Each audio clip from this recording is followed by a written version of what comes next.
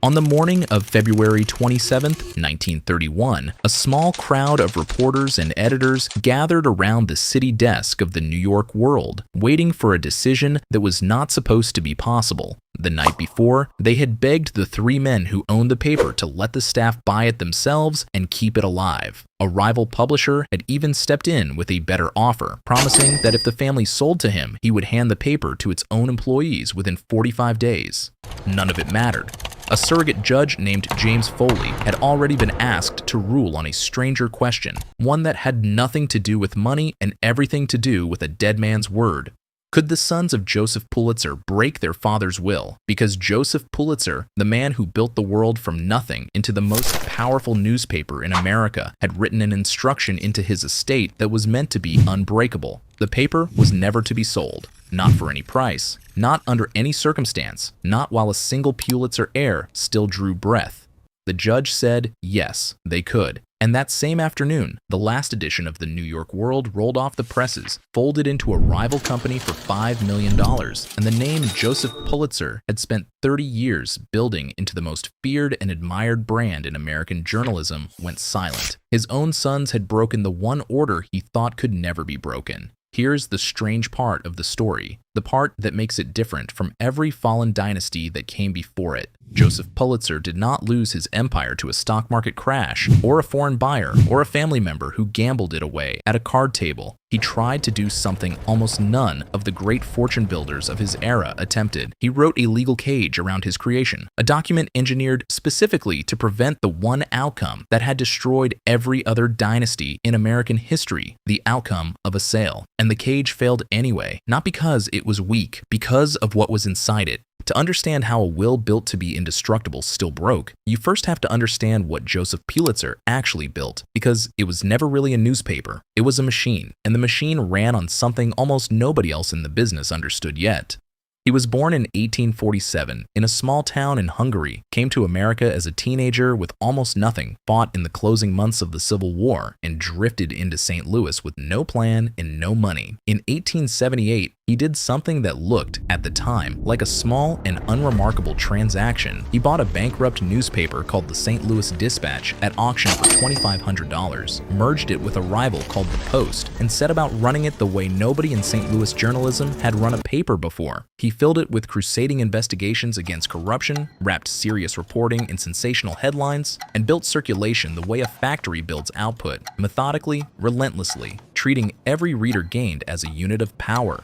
5 years later, in 1883, he crossed into a different league entirely. He bought the New York World from the railroad speculator Jay Gould for roughly $346,000, a paper that was, by every account, dying. Within 4 years, he had turned it into the best-selling newspaper in the country. Within a decade, its circulation had crossed 1 million copies a day, a number no American newspaper had ever touched. This is the engine, the actual working business, and it is worth sitting with for a moment because it explains everything that follows. Pulitzer had discovered that a newspaper could be two machines running at once. One machine sold papers to readers through drama, scandal, illustration, and outrage. The other machine sold the attention of those readers to advertisers at a price that climbed with every 1,000 new subscribers. Run those two machines together, and you did not just have a newspaper. You had a printing press for money, one that reset itself every single morning. And Pulitzer defended that machine the way Cornelius Vanderbilt once defended a railroad choke point, with total ruthlessness. When a young publisher named William Randolph Hearst arrived in New York in the 1890s and began poaching Pulitzer's own star writers and illustrators to build a rival paper, Pulitzer did not retreat. He matched Hearst headline for headline, stunt for stunt, in a circulation war so loud and so sensational that historians would later give the whole era its own name, borrowed from a comic strip character both papers fought over, the Yellow Kid. The two men drove each other and the entire country's appetite for newsprint to heights neither could have reached alone. It was the closest thing the newspaper business had to an arms race, and Pulitzer came out of it with the biggest circulation in America. When the world ran a public campaign asking ordinary readers to send in whatever spare change they could to help finish paying for the pedestal beneath a half-built statue in New York Harbor, the response was so overwhelming it became a national event in itself, and the statue is called the Statue of Liberty today, partly because Pulitzer's paper is the reason it has a foundation to stand on. That was the level of reach the machine had built.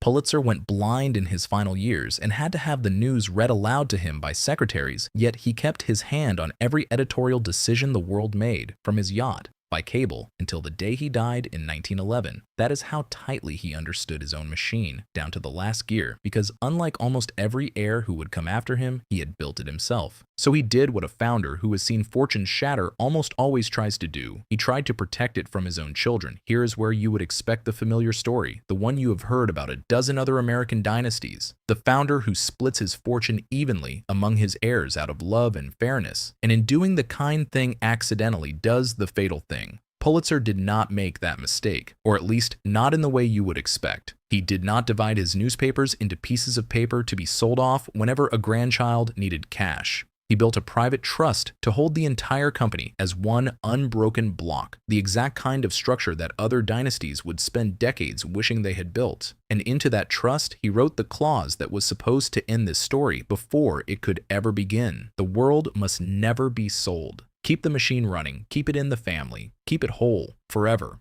It was, on paper, the most sophisticated piece of dynastic engineering in American newspaper history. And then Pulitzer made one decision inside that structure that would prove to matter far more than the structure itself. He had 3 sons who would inherit control: Ralph, Joseph Jr., and Herbert. And rather than picking the single most capable one the way a colder founder might have, he split command according to something closer to birth order and personal history than to raw talent. He had grown frustrated with his second son, Joseph Jr., years earlier, doubting the young man had inherited any real newspaper instinct, and shipped him off to St. Louis to prove himself far from the spotlight of New York. It was meant as something close to exile. It became, by accident, the smartest placement in the entire family, because when the father died in 1911, it was Ralph, the eldest, the one insiders would later describe as more of an amiable socialite than a newspaperman, who took command of the flagship New York World, the machine that mattered most, simply because he was first in line. Joseph Jr., the son who had actually developed sharp editorial instincts, running the smaller St. Louis paper in his father's shadow, was left running the smaller paper permanently.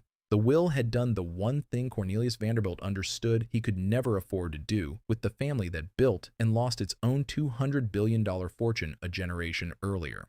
It had handed the most important machine in the empire to the heir least equipped to run it, and it had done so not out of a soft-hearted wish for fairness, but almost by geographic accident, and the trust structure that was supposed to protect the whole business from division ended up protecting the exact wrong son's authority instead.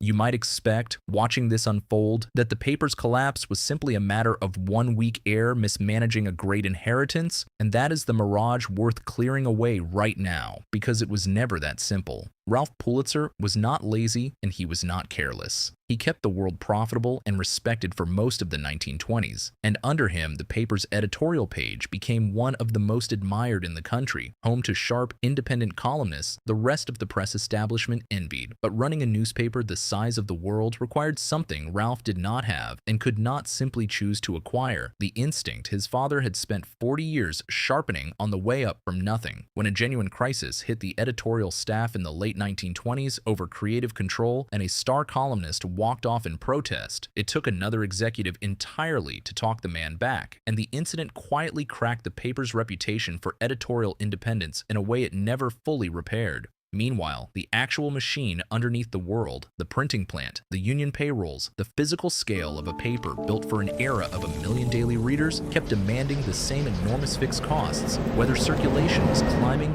or falling. And by the end of the 1920s, cheaper, punchier tabloid competitors were eating into that circulation from below, at the exact moment the American economy fell off a cliff. This is the layer almost nobody talks about when they tell this story, the layer underneath the family drama. A machine built for one era does not automatically survive into the next one.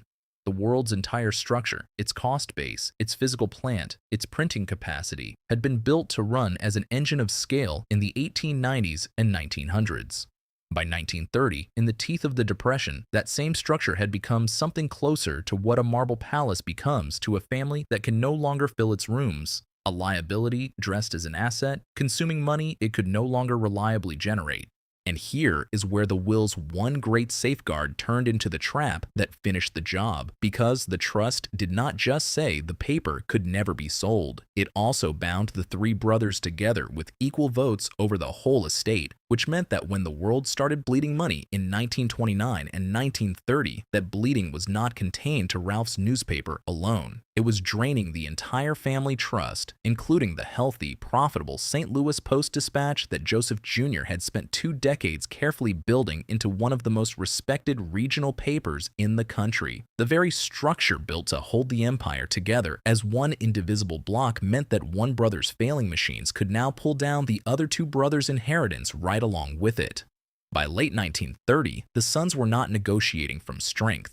They were staring at a trust bleeding faster than it could be patched, with legal counsel telling them that the only way to save the rest of the estate, including the paper their father had actually trusted to Joseph Jr., was to cut the losing piece free. That is the moment the unbreakable clause stopped being a shield and became the very reason a judge had to be asked to break it. Keeping the will's promise intact, word for word, would have meant sacrificing the entire family fortune to save a single failing asset out of loyalty to a sentence written 20 years earlier by a man who never anticipated a national depression. Foley's ruling did not betray the spirit of Pulitzer's will. It rescued what remained of it. The world was sold to Scripps Howard for $5 million, folded into a paper that kept only its name, and by that evening, the machine Joseph Pulitzer had spent a lifetime building in New York was gone.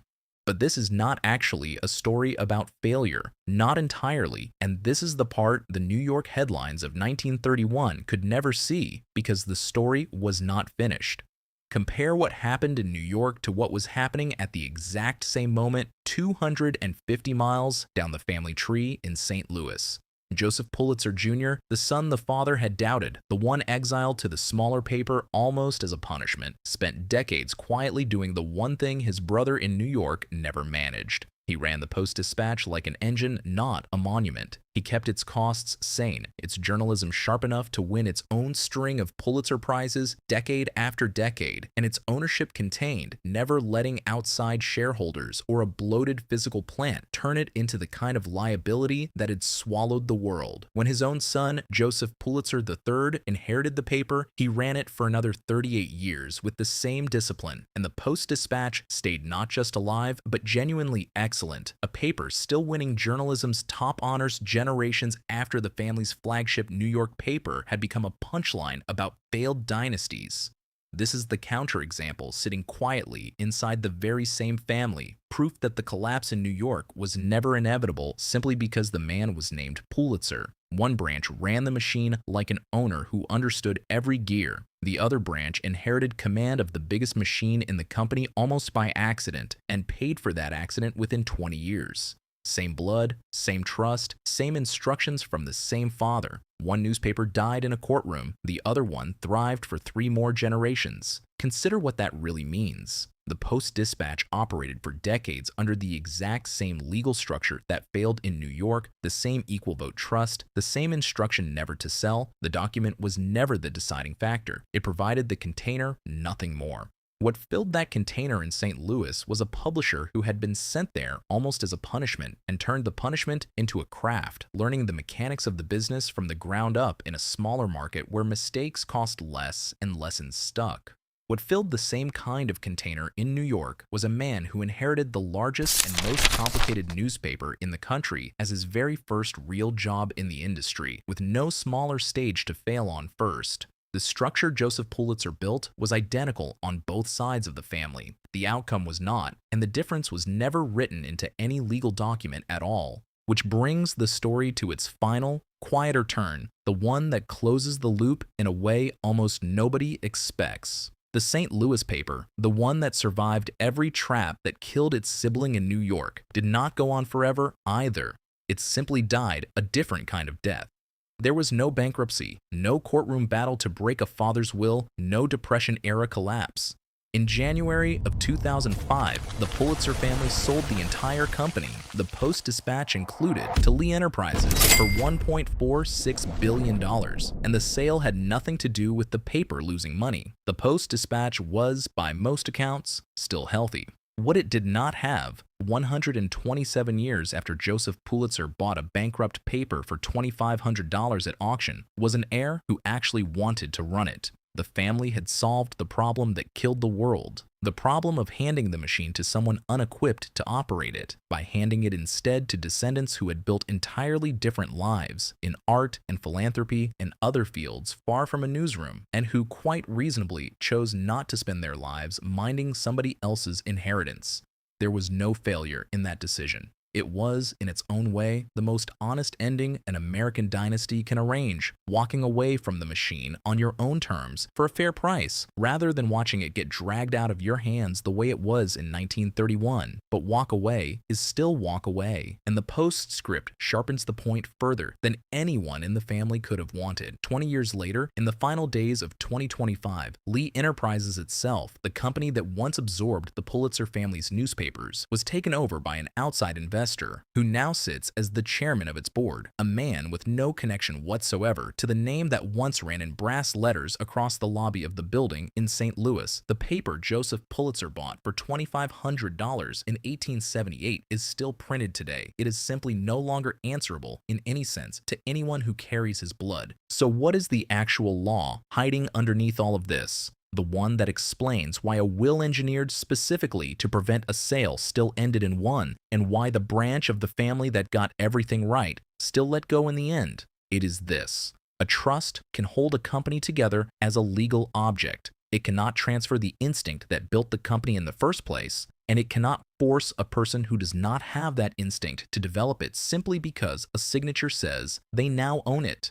Joseph Pulitzer solved the problem every other dynasty in this story keeps failing to solve, the problem of fragmentation, by refusing to let his empire split into pieces at all. And the empire broke anyway because he could engineer who held the votes, but he could never engineer who held the talent. The New York world did not die because nobody protected it. It died because the person protecting it did not know how the machine worked, in a business where knowing how the machine works is the only thing that has ever mattered. And the St. Louis paper did not die from neglect either. It died from something almost gentler and, in its own way, more honest. The simple fact that eventually, in every family, there comes a generation that looks at the machine it inherited and decides, without any villainy at all, that it would rather live a different life than spend it minding someone else's engine. A name on a masthead is not command of the presses. A trust is not talent. And a fortune, even one locked inside the most carefully worded will in the history of American publishing, only ever survives as long as someone in the bloodline still wants to run it.